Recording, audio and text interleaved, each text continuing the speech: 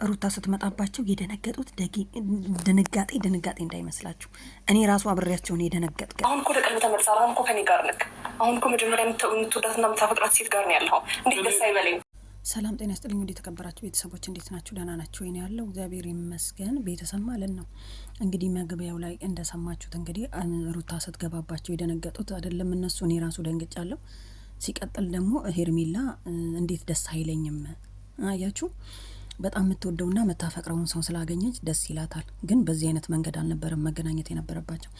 ሲቀጥል ደግሞ አንድ ሰው ጸበል ሄደ፣ ሆስፒታል ገባ፣ በአንድ ቀን ድኖ የሚያውቀው የት ነው?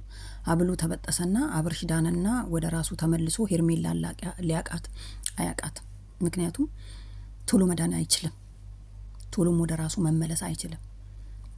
አያቿ እና ምንድን ያለችው እንግዲህ ሰዓቱንም እኔ ራሴ ነኝ የገዛሁት ብሏታል ማለት ነው። እና እንግዲህ የተስማሙት ደግሞ አንዱን ሀብል ለሱ አንዱን ሀብል ደግሞ እኔ ያረገዋለሁ ሁለቱንም አውልቅ በሚል ነው ማለት ነው።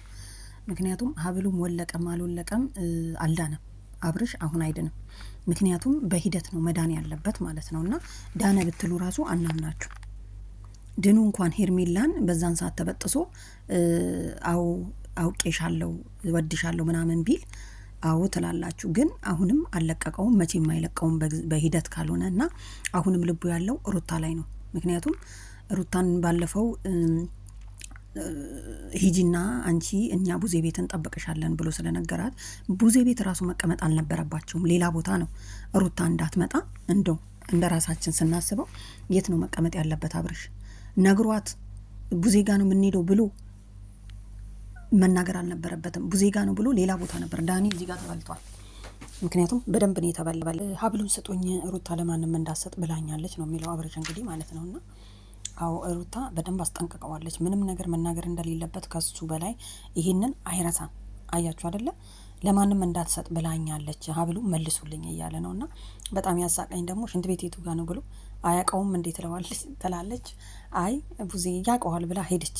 ጉድጓድ ውስጥ እንዳይገባ ነው እንዴ? ኧረ ተው። እና ልክ ሄርሜላ ስትመጣ ምንድን ነው ያለችው? ሀብሉ ወለቀ፣ በቃ አብርሽ ወደ እኔ ተመለሰ ነው ያለችው ማለት ነው። አታስቢ፣ ገና አብርሽ በጣም ብዙ ይቀረዋል ወደ አንቺ ለመመለስ፣ ቢመለስ እንኳን ማለት ነው። ይሄ ልጅ ጤነኛ ሆኖ ወደ ራሱ ጭንቅላት ተመልሶ ወደ ሩታ ሚሄድ ወደ ሄርሜላ ሚሄድ እሱ ነው የሚያውቀው። ግን በአሁን ሰዓት ባለበት ሁኔታ አብርሽ መምረጥ አይችልም ነው የኔ ሀሳብ።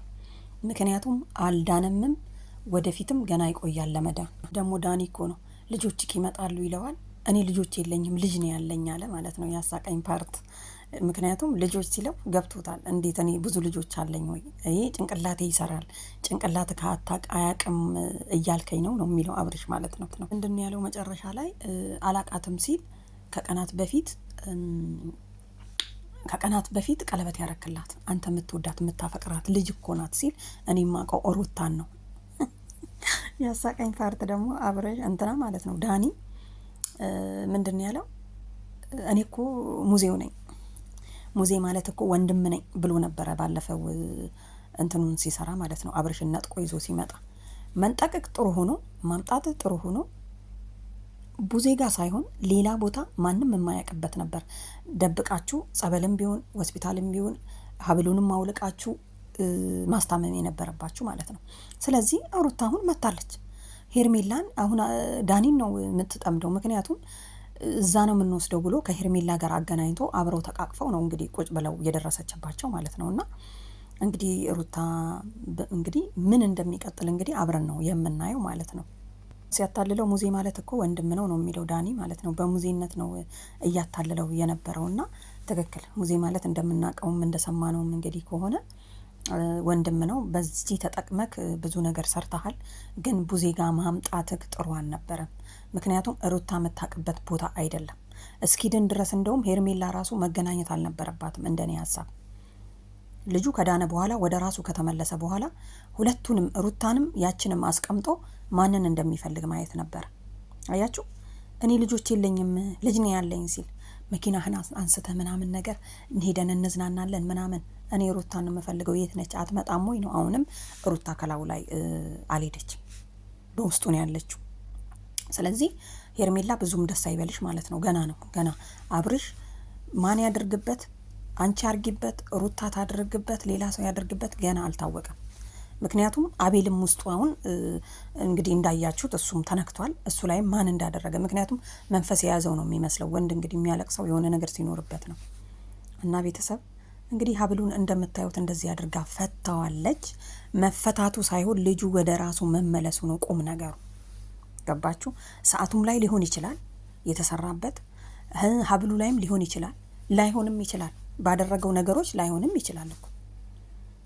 ይሄ እኮ እንዲሁ የእንትኖች የኦዲየንሶች አስተያየት እንጂ ላይሆንም ይችላል። ስለዚህ እሱም ቢፈታ ግን ዛሬ ይድናል ብላችሁ የምታስቡ ሰዎች በጣም ተሳስታችኋል።